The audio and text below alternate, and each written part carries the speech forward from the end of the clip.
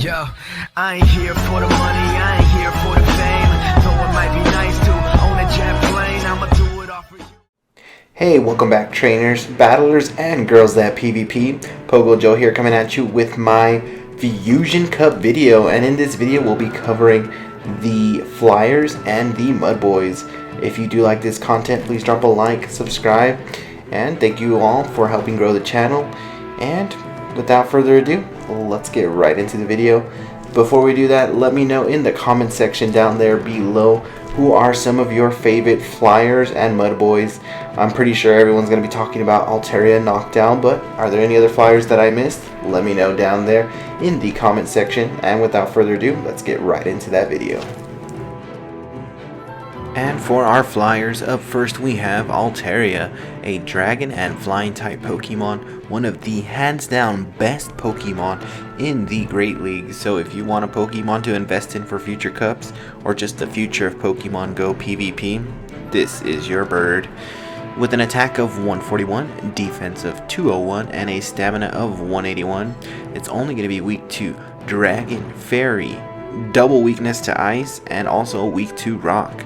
And resistance is over there on the right. For the fast moves, hands down you want Dragon Breath. For the charge moves, you want to go Sky Attack. The highly second recommended move is Dragon Pulse, but there are some trainers getting away with Dazzling Gleam. Totally up to you on what you run. I've been running Sky Attack and Dragon Pulse. I've really only come up against one Dazzling Gleam, and it totally caught me off guard. Clip here somewhere. And Altaria is just so good. It really beats up on so many Pokemon in this meta. Because of that fast move, Dragon Breath just deals so much damage, and it's very unforgiving. But it's not without its weaknesses. It's going to be very weak to Ice, so any of those Ice type Pokemon unleashing those Ice moves will be deadly to you.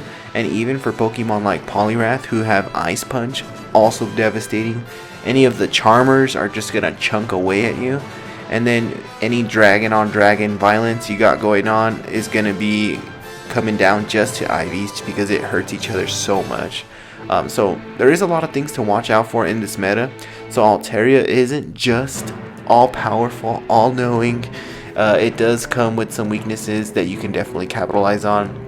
You are going to want to prepare for this team. If you don't have one, try to get one. The Swablu do spawn in cloudy weather. They're normal types, so keep an eye out on that. And windy weather too. I know in my area they are very plentiful. So good luck trainers. Prepare for Altaria because it is coming.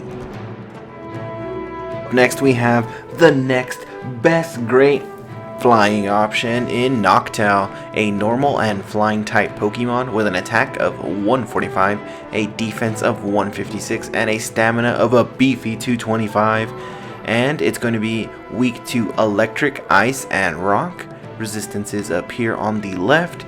Now with the move set, you are going to want to go Wing Attack. And for the charge move, Sky Attack, and it's your choice on the secondary move. You can go Psychic for that extra coverage. And if you'd like, you can go Nightshade, which is an awesome coverage move that is going to help you a lot when you go up against Bronzong. It gives you something to actually fight back with. I used it against Marowak in early testing and found out that Sky Attack is way more energy efficient. So if you get stuck with Marowak, just go straight Sky Attack. Save that Nightshade really for any Pokemon that are going to resist Sky Attack. That might be something to help you with. But Psychic might be another one as well. But yeah, Bronzong's where that Nightshade is going to really shine for you. Noctowl can do so many things that Altaria can't, which is why it's gaining popularity in this cup. Because it's a normal type, it'll take Shadow Balls to the face, and it takes a lot of just neutral damage that comes its way with those resistances. Look at the Ghost resistance, Ground, Bug, and Grass. So we do want to see us go up against the grass types. We can annihilate them. You might be able to farm some of them down. Watch out for Shiftry. With that foul play, it can put some damage onto you. But you got this in the bag. The fighters probably don't want too much of you. The Ice Punch variant of Poliwrath will put a hurting on you if you don't shield a lot of those. But surprisingly enough, one of the main reasons why Noctowl really shines is its matchup against Whiscash. It can take blizzards to the face, which is something Altaria cannot. Altaria will get one-shotted by a blizzard. Noctowl will not, so you can actually save a shield. If someone thinks they're gonna just come straight blizzard you, all you gotta do is shield once, and bam, you are good. And that just comes in so clutch against so many things here in the meta. You can do a lot of the same things Altaria can, but you resist a little bit more, which is amazing. So Noctowl moving up in the rankings for sure. Hands down, Noctowl and Altaria are the two top flying options for the Fusion Cup, but there are some alternatives you can use. If you don't have access to any of those, these might be some to consider. We have a Golbat, which is poison and flying. Look out for that psychic, so you have to be very wary of those confusion users. But it's weak to electric, ice, psychic, and rock, so you still have some of those same weaknesses from the regular flyers. But you do resist fighting, grass, and bug pretty well. And then you definitely want to have Poison Fang on that one. And then Shadow Ball. If you have one of those ominous wind ones sitting around, it's a legacy moveset that might work good for you this time around. Up next we have Gyarados. Gyarados being a water and flying type Pokemon. Now he got some legacy movesets unlocked just recently, so now it has access to Dragon Breath and Twister. Dragon Breath is definitely the fast move of choice here. You're gonna want Crunch and Outrage as the secondary move. You could go Crunch and Hydro Pump, totally up to you. I'm out of TMs, so I only used Outrage and Hydro Pump. I was out of TMs at that time, but it was okay. And then you do have Vespiqueen. Yanma falls under this category as well. There's some awesome bug type Pokemon, but their weaknesses are just a little too high for me in this cup to recommend, but you definitely can use them. Especially Vespiqueen with the Fell Stinger as the new move it recently got. And then we do have another normal flyer in this cup. We have Farfetch'D. Now Farfetch'D does have access to Fury Cutter and Leaf Blade and Aerial Ace as those two charge moves, which make it kind of deadly. You do have coverage on Whiscash and you do have coverage on grass types, but a lot of the other stuff it's gonna be iffy.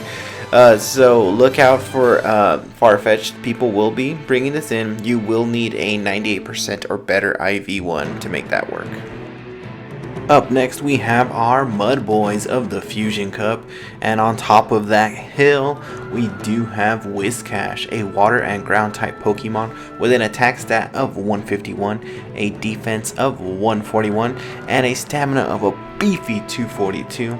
Now its only weakness is going to be a double weakness to grass, but those resistances to electric, fire, poison, rock, and steel set it up perfectly. So Mud Boys are pretty amazing. With Whiscash, your Blizzard has the ability to one-shot an Altaria, making it super dangerous, and you do have an ability to almost take out a Noctowl with just one Blizzard. So if you're a Noctowl user, you can go unshielded once and you'd be fine.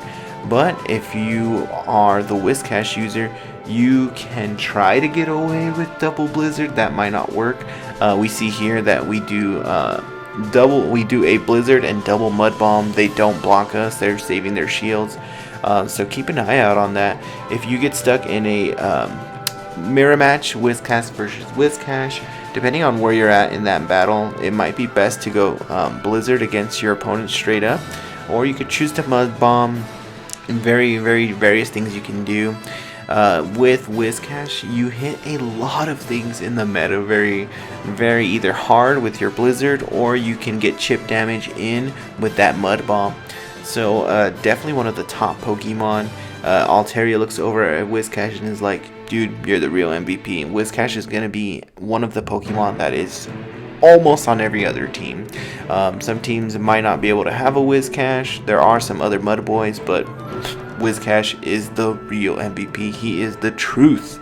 So keep an eye out for Whiscash. You need grass to really stop him. Next we have Swampert with an attack of 208, defense of 175, and a stamina of 225. It is a water and ground type, only weak to grass.